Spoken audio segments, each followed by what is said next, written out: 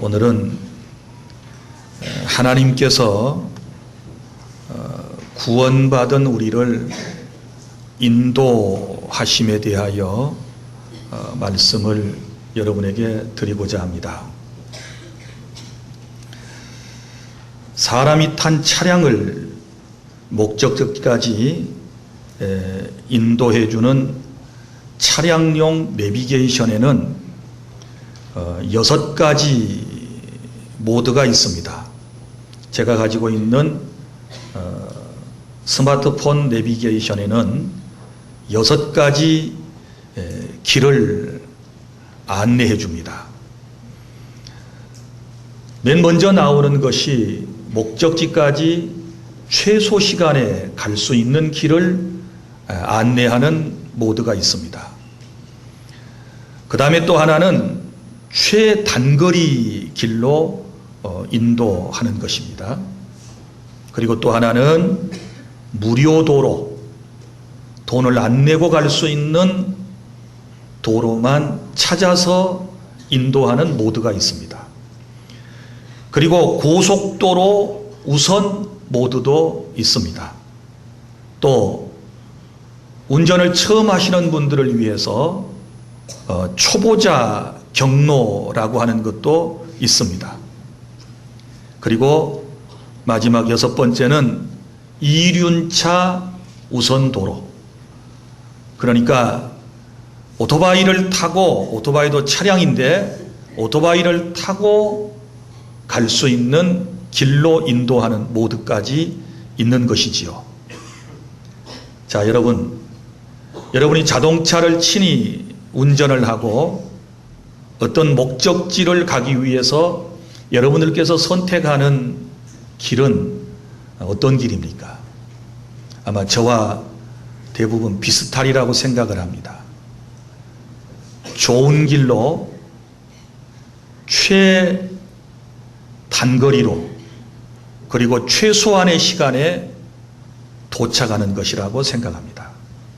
저도 그래서 늘 최소 시간 그리고 고속도로 우선 모드를 선택해서 그 길로 목적지까지 주로 다니곤 합니다. 사람마다 자기가 가야 할 목적지가 있고 그 목적지를 가려고 할 때는 모두가 다 최소 시간에 최단 거리로 또 안전하게 가기를 원하는 것이지요. 그런데 인생을 살다 보면 우리가 가야 할 길이 종종 그렇지 않을 수도 있습니다. 오늘 말씀 어떤 내용입니까? 이스라엘 공동체가 이집트 땅에서 430여 년 만에 해방을 받았습니다. 그리고 이제 그 땅을 탈출해서 나오게 되지요. 그들이 가야 할 목적지는 약속의 땅 가나안입니다. 그런데 이 가나안까지 가는 길은 당시에는 3개의 길이 있었습니다. 맨 첫 번째 가장 빨리 갈 수 있는 길이 오늘 본문에 소개되고 있는데 어떤 길이냐 그러면 블레셋 사람의 땅의 길입니다. 이것은 맨 위쪽으로 해변 쪽으로 붙어서 가는 길인데 이 길로 가게 되면 이스라엘 사람들이 살았던 그 땅에서부터 그러니까 애굽 땅에서부터 가나안까지 직선거리로 4일 걸립니다. 그리고 조금 더디 가면 한 5일에서 일주일까지면 갈 수 있는 그런 길입니다. 그 다음에 두 번째 길은 바로 그 밑에 부분을 통과해서 가는 길인데 이 길도 만만치 않는 길입니다. 그리고 세 번째 길은 아예 이제 밑으로 쭉 내려와 가지고 저 시내 반도를 통과해 가지고 소위 왕의 대로로 일컬어지는 저 시리아 위쪽에 시리아의 다마스커스 성경에 나오는 다메섹에서부터 홍해의 에일랏까지 이렇게 직선 도로가 나 있습니다. 그것을 우리가 왕의 도로, 킹스 하웨이 이렇게 말하는데 이렇게 가는 길이 있습니다. 자, 첫 번째 길은 가장 단시간에 갈 수 있고 그 다음에 두 번째 길, 세 번째 길 이렇게 됩니다. 그런데 우리 하나님께서 이스라엘 공동체를 약속의 땅 가나안으로 인도하실 때 이 세 길을 하나님께서 허락하지 않으셨습니다. 그리고 하나님께서 아주 엉뚱한 길로 이스라엘 공동체를 인도하셨는데 오늘 본문이 뭐라고 말씀을 하셨는가 하면 18절에 보면 하나님이 홍해의 광야 길로 돌려 백성을 인도하셨다. 그러니까 그들이 살고 있는 곳에서 밑에 홍해 쪽으로 오게 하신 다음에 그리고 나중에 이제 홍해를 하나님의 놀라운 능력으로 건너게 하시고 그리고 난 다음에 시내 광야를 통과하고 그리고 광야에서 40여 년 동안을 유리방황케 하다가 또 다시 저 홍해 있는 쪽까지 내려왔다가 위로 올라가서 이제 요단강을 건너 여리고로 들어가는 이런 길로 하나님께서 인도하셨는데 이 길은 무려 몇 년 동안 갔는가? 40년이라고 하는 세월이 걸렸습니다. 자, 보십시오. 사람마다 어느 목적지에 가든지 간에 편한 길, 좋은 길, 빨리 갈 수 있는 길, 안전한 길을 누구나 다 원하고 있습니다. 저도 내비게이션에서 그런 길을 선택하고 있고 여러분들께서도 어느 목적지에 가든지 간에 그런 길을 누구나 다 원하실 것입니다. 그런데 때로 우리 하나님께서 이렇게 우리가 생각지도 않았던 고난의 길로, 역경의 길로, 힘든 길로, 어려운 길로, 싸워야 할 길로 하나님께서 우리를 인도하실 때가 있으시다는 것입니다. 그러면 왜 하나님께서 이스라엘 공동체를 저 블레셋 사람의 땅의 길, 그러니까 직선거리로 그 길로 인도하지 아니하시고 저 홍해길로, 광야길로 돌려서 인도하셨는가? 거기에 대한 답이 17절과 18절에 기록을 하고 있습니다. 여기 보면 이렇게 말씀을 하고 있지요. 자, 바로가 백성을 보낸 후에 블레셋 사람의 땅의 길은 가까울지라도 하나님이 그들을 그 길로 인도하지 아니하셨으니 이는 설명입니다. 이는 하나님이 말씀하시기를 이 백성이 전쟁을 하게 되면 마음을 돌이켜 애굽으로 돌아갈까 하였습니다. 그러므로 하나님이 홍해의 광야길의 길로 돌려 백성을 인도하심에 이렇게 기록이 되어 있습니다. 자, 무슨 이유입니까? 그 단거리 길로 가려면, 가까운 길로 가려면, 빨리 가려면 블레셋 땅을 통과해야 합니다. 그런데 요 블레셋 사람들은 어떤 사람들이냐? 이 사람들은 해양민족이라고 그러는데 저 지중해에서부터 육지로 건너와서 살았던 사람들입니다. 이 사람들은 아주 일찍부터 철기 문화가 발달돼 가지고 온갖 무기를 다 만들어내는 그런 민족입니다. 그리고 아주 호전적인 민족입니다. 어느 민족도 블레셋과 싸워서 이길 수가 없을 정도였습니다. 자, 그런데 그 길을 가려면 그들과 싸워야 합니다. 그들과 반드시 전투를 해야 합니다. 그런데 이스라엘 공동체는 지금 400여 년 동안을 애굽 땅에서 노예 생활을 했어요. 그들이 무슨 군사훈련을 받은 것도 아닙니다. 그리고 그 숫자가 얼마만큼 되는가 하면 나올 때 숫자를 계수해 보니까 장정만 60만 명이었어요. 그러면 20세 이상의 남자만 60만 명이라면 여러분 부녀자를 합해서 합산을 하게 되면 적어도 200만 명이나 되는 사람이 돼요. 그 수많은 사람이 블레셋 사람의 땅을 통과해서 가나안 땅으로 간다 그러면 그 사람들이 그 길을 내주겠습니까? 안 내줍니다. 안 내주면 싸워야 하는데 싸울 만한 능력, 그런 준비가 있습니까? 전혀 준비가 갖춰지지 않은 상태였습니다. 우리 하나님께서는 우리에 대하여 누구보다도 가장 잘 알고 계십니다. 이스라엘 공동체의 부족함, 그들의 연약함에 대하여 우리 하나님은 너무 잘 알고 계셨습니다. 그 길로 가게 하셨다가는 그들에게 다 죽습니다. 그리고 또 하나는 그들과 맞닥뜨리게 되었을 때 미리 겁을 먹은 이스라엘 공동체가 애굽으로 다시 돌아가자 할 것이라고 주님께서 말씀을 하셨습니다. 그래서 연약한 그들을 보호하시고 하나님께서 그들을 저 가나안 땅까지 인도하시기 위해서 하나님께서는 홍해길로 돌려서 그들을 인도해 주셨음을 믿으시기를 바랍니다. 그러니까 이런 말이죠. 우리가 아직 부족하거나 우리가 아직 준비되지 않았을 때, 하나님께서는 우리가 원하는 길이라 할지라도, 우리가 꼭 가야 한다라고 생각하는 길이라 할지라도 그 길을 지연시켜서 돌려서 하나님께서 정하신 길로, 하나님께서 원하시는 길로 우리를 인도해 가실 때가 있다는 사실을 여러분 오늘 말씀을 통하여 깨달을 수 있기를 바랍니다.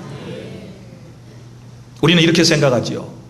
하나님의 은혜를 어떻게 생각하는가 하면 늘 순정한 길을 만나는 것, 평탄한 길을 만나는 것, 좋은 길로만 가는 것, 이런 것들은 은혜라고 생각을 하고 어려운 길, 고난의 길, 고통의 길, 가시밭길, 눈물의 길, 돌짝길, 또 무서운 산길, 이런 것을 가는 것은 하나님의 은혜가 아니라고 생각을 하고 하나님의 어떤 진노하심 혹은 하나님의 벌, 이렇게 생각을 부정적으로 할 때가 너무 많이 있습니다.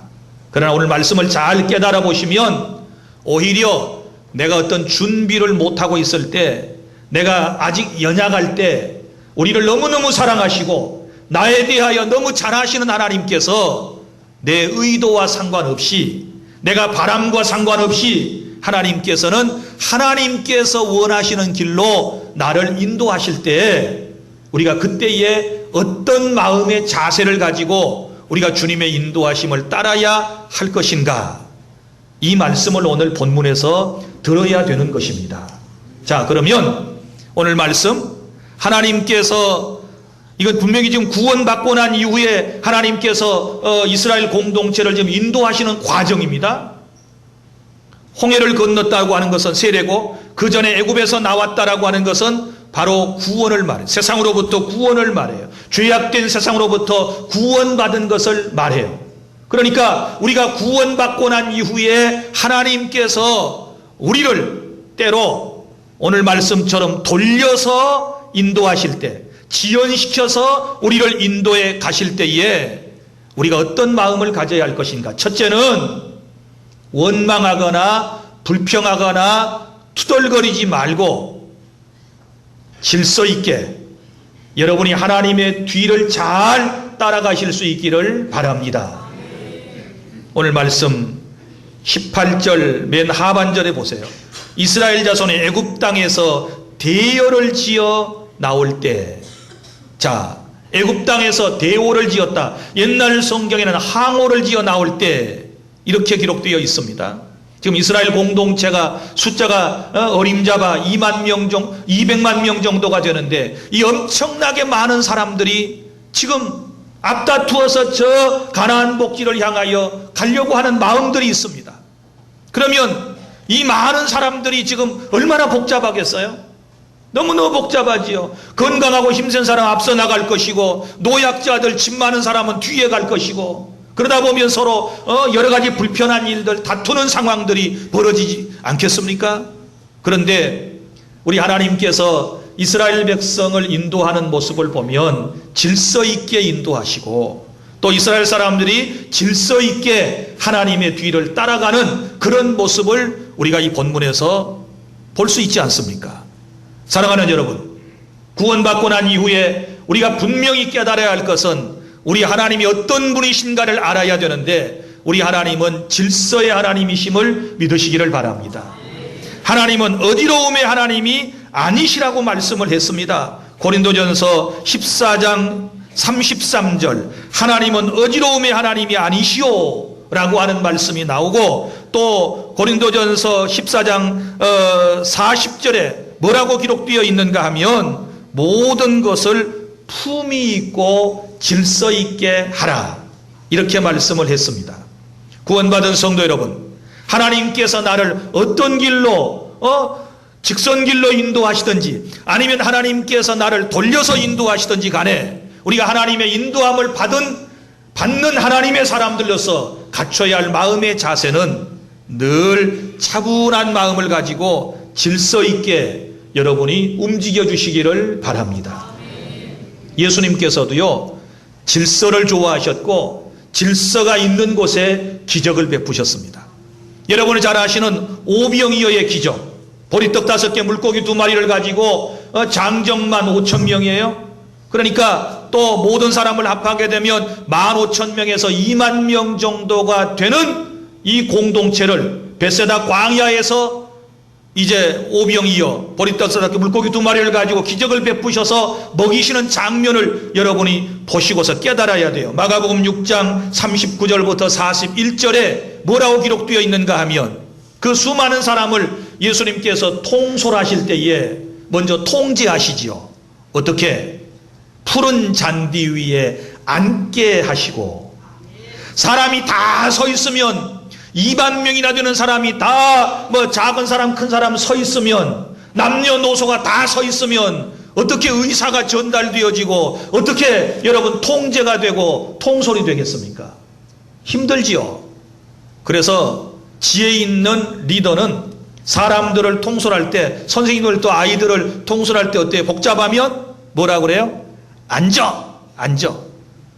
제자리에 앉아, 이렇게 명령을 하지 않습니까? 말하지 않습니까? 자, 그래 예수님께서도 푸른 잔디 위에 사람을 앉히셨어요. 그런데 말씀에 보면 100명씩 혹 50명씩 이렇게 앉히셨다라고 말씀에 기록되어 있습니다. 100명 단위로 혹은 50명 단위로 다 하나님께서 질서 있게 앉히신 다음에, 그 다음에 기적을 베푸셔서 사람들에게 나누어 주시고 배불리 먹게 하셨다는 사실을 아시기를 바랍니다. 사랑하는 여러분, 우리 예수님도 하나님도 질서를 좋아하세요. 나는 여러분들이 구원받은 성도로서 먼저는 교회 안에서 질서를 잘 지키실 수 있기를 바랍니다. 교회 공동체 안에는요, 질서가 필요해요. 상하 관계가 아니고 계급 사회가 아니지만 질서는 반드시 필요해요. 영적인 것에도 질서가 있어요. 고린도 교회에 문제가 되었던 것은 질서가 없어서 이 교회에. 그래서 그 교회에 질서 있는 교회가 되라고 편지를 써보낸 것이 고린도 전후서의 내용이 아니겠습니까? 그래서 신앙생활, 영적인 것에 질서가 있어야 되고, 또 우리가 육신의 삶을 살아갈 때 이 사회 공동체 안에서도 나는 우리 크리스천들이, 구원받은 사람들이 질서를 잘 지키셔야 된다라고 믿습니다. 무엇보다도 기초 질서를 잘 지켜주시기를 바랍니다. 그래야 여러분 살기 좋은 나라와 그리고 실력 있는 선진국가로 나아가는 국민이 될 수 있는 것 아니겠습니까? 돈은 많고 옷은 잘 입고 좋은 차 타고 다니고 좋은 아파트에 사는데 질서가 엉망이다. 그러면 누가 우리나라를 선진국가라고 인정을 해주겠습니까? 여러분, 집에서도 그리고 사회에서도 모든 질서를 여러분 성실하게 잘 지켜주시기를 바랍니다. 질서는 서로에게 편리함을 가져다 줍니다. 질서는 모든 일을 더 빠르게 해줍니다. 질서는 그리고 모든 일들을 안전하게 해줍니다. 그리고 질서는 보는 사람들로 하여금 기쁨과 즐거운 마음이 생기게 합니다. 그래서 우리는 반드시 구원받은 성도로서 하나님이 어떤 길로 인도하시더라도 투덜거리지 말고 질서 있게 주님을 따라가 주시기를 바랍니다. 왜냐하면 지금 이스라엘 공동체가 저 나흘이면 갈 수 있는 그 길로 못 가고 하나님이 인도하시는 길, 지금 정반대의 길, 윗길로 가야 되는데 맨 아랫길로 하나님께서 인도하실 때 얼마나 마음에 이 불편함이 있었겠어요? 투덜거림이 있지요. 왜 하나님께서 우리를 이쪽으로 인도하시는가? 그런데 하나님의 인도함을 받는 사람들은요, 주님이 어떤 길로 우리를 인도하시는지 간에 불평하지 말고, 다시 말하지만 투덜거리지 말고, 주님이 인도하신다면 아직 때가 안 되어서 하나님이 나를 보호할 목적으로 하나님께서 나를 연단시키신 다음에 더 놀라운 은혜와 더 큰 복을 주시고 하나님의 뜻을 이루시기 위하여 나를 이곳으로 혹은 고난의 길로 인도하셨다라는 믿음을 가지고 감사함으로 질서 있는 삶을 살아가실 수 있기를 바랍니다. 다시 말합니다. 품위가 있고 질서가 있어야 합니다. 그 다음에 두 번째는 하나님께서 우리가 가야 할 길을 때로 돌려서 인도하실 때 우리는 어떤 마음을 가져야 하는가 하면 하나님의 말씀은 반드시 이루어진다. 약속하신 주님의 말씀은 반드시 이루어진다라고 하는 확신을 가지고 믿음으로 살아야 할 줄 믿습니다. 오늘 19절에 이렇게 말씀이 기록되어 있습니다. 모세가 요셉의 유고를 가졌으니, 자, 여기 지금 민족의 지도자가 누굽니까? 모세입니다.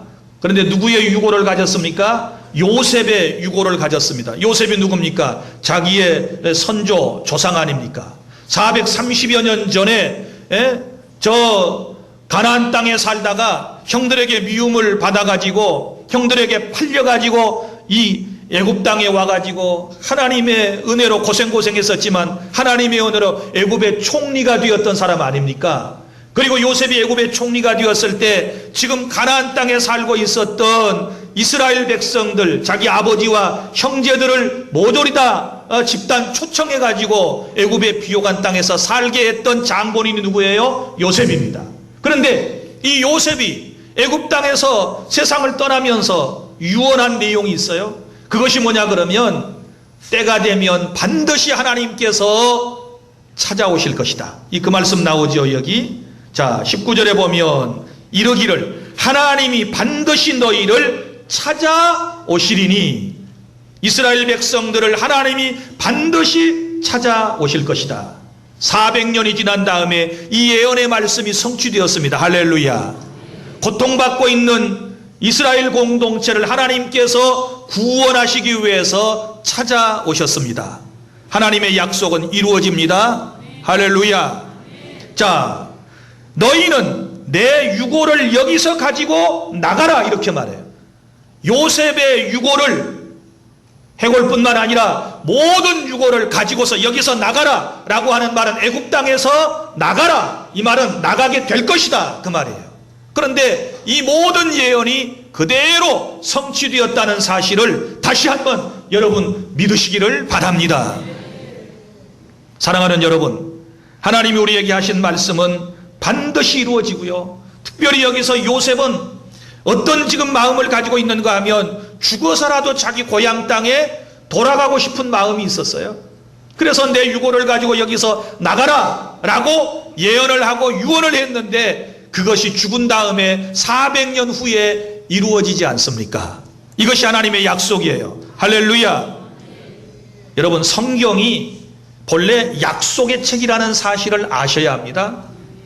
구약이라는 말은 옛 약속, 죄에 빠진 인간을 구원하기 위하여 하나님께서 메시아 예수 그리스도를 이 땅에 보내주시겠다는 약속이고, 그 약속이 신약시대에 2000년 전에 하나님의 은혜 가운데 성취되어서 예수님께서 사람의 몸을 입고 이 땅에 오셨고, 그리고 그 약속하신 대로 우리를 대신하여 어린 양처럼 십자가에서 피를 쏟고 죽으심으로써 우리에게 죄사함의 은총을 주시고 우리를 구원하여 하나님의 자녀로 삼아주신 줄로 믿으시기를 바랍니다. 그러니까 이 언약 약속이 성취된 것이죠. 그리고 예수님께서 언약대로 오셔서 이 땅에서 모든 사역을 마치고 하늘로 올라가시면서 우리에게 또 약속을 하셨지요. 자, 가장 가까운 약속은 내가 가고 나면 보혜사 성령이 너희에게 오실 것이다. 그리고 난 다음에 또 주님이 말씀하시기를 내가 다시 너희들에게 온다. 내가 다시 와서 너희를 내게로 영접하여 나 있는 곳에 너희도 항상 있게 할 것이다. 예수님의 재림에 대한 약속을 주님께서 하고 가셨어요. 지금은 이제 그 약속이 성취되기를 우리가 이 땅에서 기다리고 있는 중인 줄로 믿으시기를 바랍니다. 성경의 모든 약속은 다 이루어져요. 여러분, 특별히 말세의 징조를 기록한 장이 마태복음 24장이 대표적인 장인데요, 여기 보면 주님이 재림하시기 직전에 세상의 종말에 어떤 일이 생길 것인가에 대하여 예언을 했는데, 거기에 보면은 사람들의 변화와 자연계의 변화와 국가 간의 여러 가지 것들을 예언을 했는데, 먼저는 사람들의 마음속에 서로 사랑이 식어져 갈 거다. 그 사람들이 서로 사랑이 식어져서 서로 싸우고 다투고 하는 일이 생기게 될 것이고, 자, 그것이 발전되어서 국가 간에 전쟁이 있게 될 것이고, 뿐만 아니라 사회적인 재앙이 예수님 재림 직전에 일어나게 되는데, 자연적인 재앙이 일어나게 되는데, 먼저 처처에 기근이 있을 거다. 비가 내리지 않고 세상이 지고 온 나라로 사박화돼 가는 것도 이거 예산일로 볼 게 아니에요. 그 다음에 또 하나 하신 예언이 뭐냐 그러면 지진이 많이 일어난다. 우리나라도 지진 안전지대라고 저희는 어렸을 때 지학 시간에 배웠습니다. 그런데 지금은 완전히 바꿔진 이론입니다. 지금 한반도가 지진대 위에 놓여 있습니다. 우리나라도 지금 지진이 빈번하게 발생하고 있습니다. 얼마 전에 저 경주에 엄청난 지진이, 지진 계측 이래의 가장 큰 지진을 우리가 체험했습니다. 그걸 본진이라고 그럽니다. 그 이후에 또 계속해서 지진이 400여 차례, 건 500여 차례 이상의 지금 계속해서 지진이 계속되고 있는 이런 상황입니다.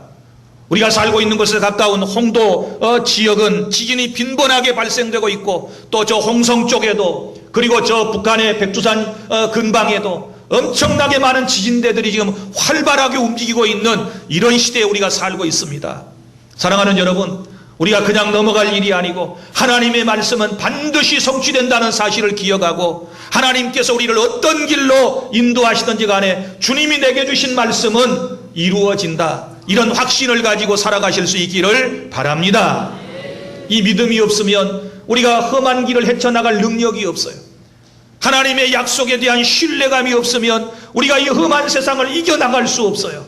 그래서 우리는 이 말씀을 그대로 믿어야 될 줄로 믿으시기를 바랍니다. 우리에게 약속하신 것 반드시 하나님은 이루셨고 또 이루어가고 계심을 믿고, 늘 하나님이 나를 이끌어 주실 때에 예언의 말씀을 확신하며 살아가실 수 있기를 바랍니다.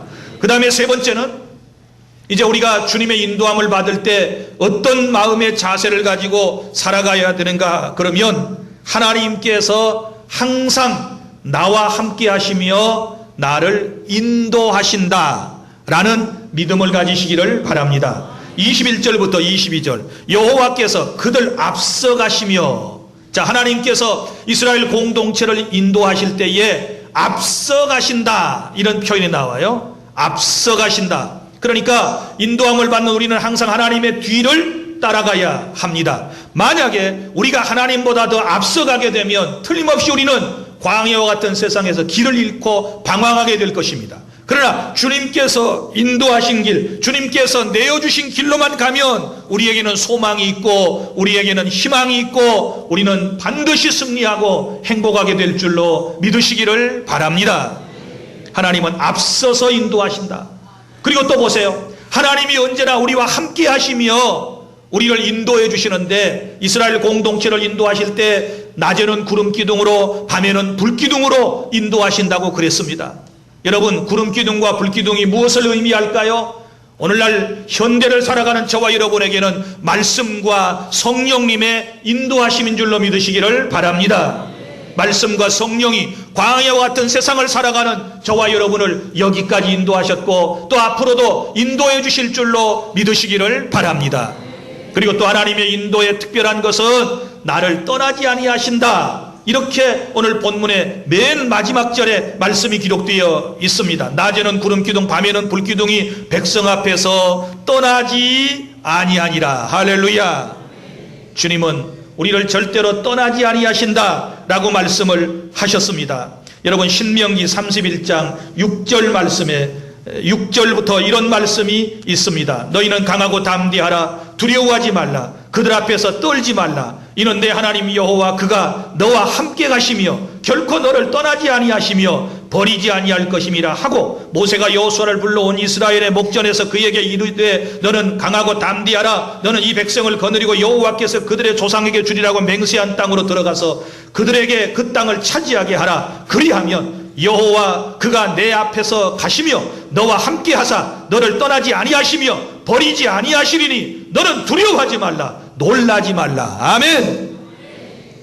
하나님이 우리와 함께 하시는데 잠깐 하시다가 떠나시는 분이 아니시고 영원토록 우리와 함께 하신다. 마태복음 28장 20절 볼지어다 내가 세상 끝날까지 너희와 항상 함께 있느니라. 할렐루야. 우리 주님은 우리를 떠나지 아니하시고 늘 내 안에 계시고 내 곁에 계시면서 저 영원한 천국까지 저와 여러분을 인도해 주심을 믿으시기를 바랍니다.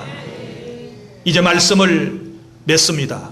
사랑하는 주 안의 성도 여러분, 우리는 세상에 살아가면서 어느 목적지에 항상 편하고 안전한 길, 좋은 길, 이런 길들로만 가야 한다고 생각합니다. 그런데 때로는 하나님께서 우리가 아직 준비가 덜 되었을 때 우리를 보호하시고 우리를 하나님께서 더 연단시키셔서 더 큰 복을 주실 목적으로 하나님이 돌려서 우리를 어떤 일에 대하여 지연시켜서 우리를 인도하실 때도 있다는 사실을 다시 한번 깨달을 수 있기를 바랍니다. 우리의 기도가 더디 응답되고 내 꿈이 더디 이루어지고 내가 급하게 생각하는 일들이 지금 계속 지연되고 있고 내가 원하는 길, 내가 원하는 방식으로 모든 일들이 되지 않을 때에 우리가 깨달아야 될 줄로 믿습니다. 더 준비하셔야 돼요. 더 때를 기다리셔야 돼요.